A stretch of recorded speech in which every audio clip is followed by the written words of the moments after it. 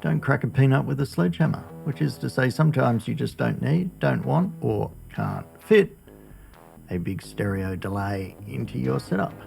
There's lots of good mono delays out there, maybe hundreds of good mono delays. The question really is what's important to you, and that might be tap tempo or clock in or a variety of algorithms, the modulation, maybe that it is incredibly simple, or the price. I mean, looks is another one, which is why I finally had to ditch my incredibly ugly Canyon delay and get something else. I mean, I did use carbon copy a while back, but it doesn't have tap tempo, and the sound, at least for me on synths, wasn't anything terribly spectacular. I did get the Boss DM2W, which is a great little delay, although I admit part of it was nostalgia because this was the very first, or the original, was the very first pedal that I ever owned. I used to team it with a Korg Mono Poly and played that live for quite some time. It's all beautiful memories. But even this doesn't have any sort of tap tempo or sync in, so you've got to dial things in manually. That can get old quick when you just want something to sync up and do the business. So this is what I got. It's the ARP87. It's all digital, takes 100 milliamps, simple in, out and power on the top. It's got a tap tempo input there, which can also take analog clock. There's no delay time, so you're never going to get that sort of effect on it. But against that, you've got the tempo divisions here, quarter, dotted, eighth and triplets, so that's good with a tap tempo switch. The switches are nice and soft, they're not that horrible hard clunk switch, which is nice, and just the usual on-off bypass switch there. Maximum delay time is 1 second. It's buffered bypass. Looks better in person than it does in the pictures. In the pictures I always thought it was sort of like this murky grey colour, but in reality it's quite a pleasing black. It's a nice texture on it.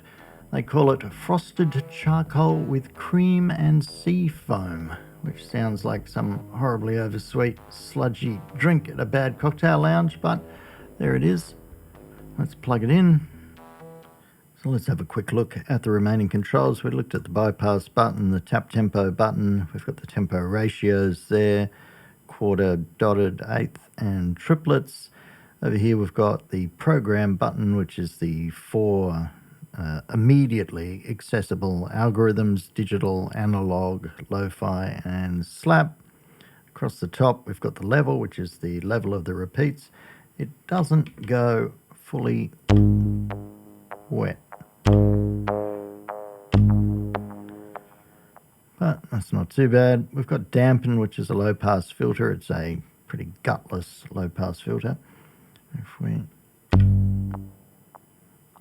wind these up so we can hear it a bit better. There it is. Dampening things. Actually, let's put it in digital mode. So that's damped. And there it is, fully open.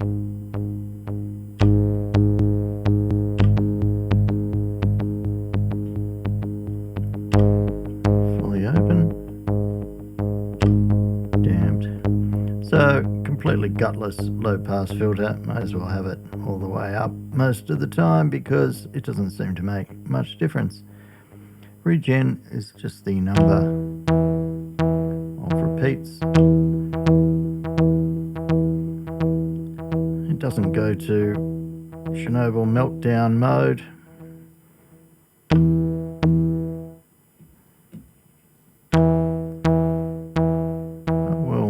Happily prodding away for some long time. The knob labelled X in the middle, which usually will inspire fear in people because they go, oh no, it's one of these mystery meat knobs where it changes with every function, and that's what it's sort of advertised at. And yet with these 4 modes here, really it just does modulation in all of them. Modulation on digital, modulation on analog, modulation on the slapback, and for the lo-fi effect, it just does a little bit of what they call filter widening, and just a little bit of a variation. So don't be frightened by the X knob, it's just modulation. Now the fifth mode is tremolo delay, and you get into that by putting the program knob all the way to the left, holding down the tap tempo button, going all the way to the right. Now we're into tremolo delay, and you can hear that effect.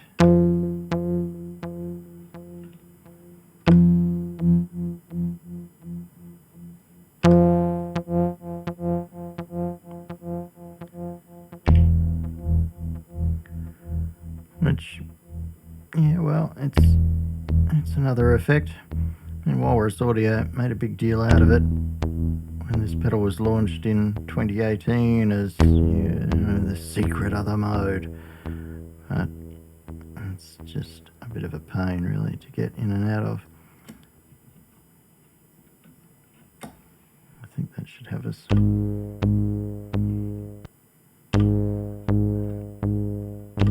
to normal operation. Now the modulation depth you can adjust, but the modulation rate, well, you've got one rate and you've got to like it.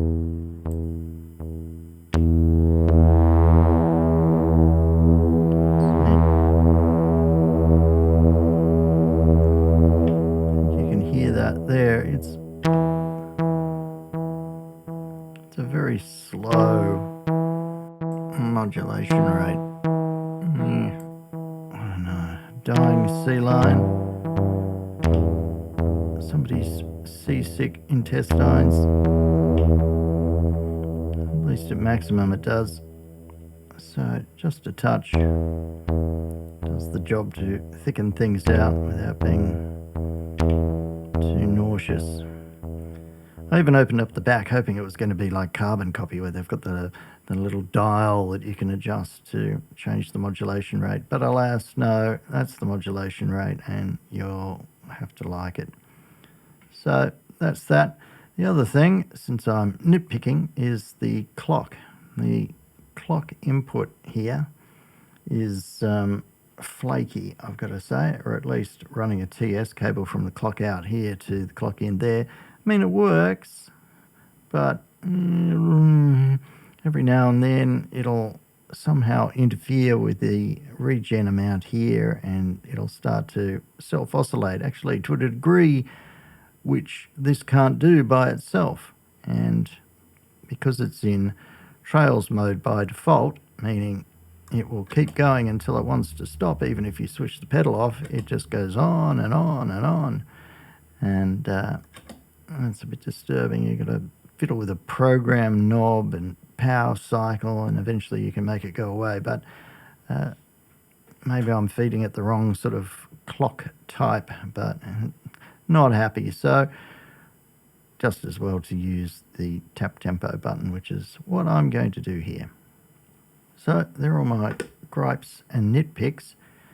There are a couple more features which are quite nice. If you hold down the bypass button when it's off, it'll momentarily switch on for the period in which you're holding down the bypass button. So that's nice, and I'll demo that as we go along. And if you hold down the tap button, it will go up to maximum regen. Not that maximum is very high, but it'll go there. All in all, I think it's a very interesting pedal.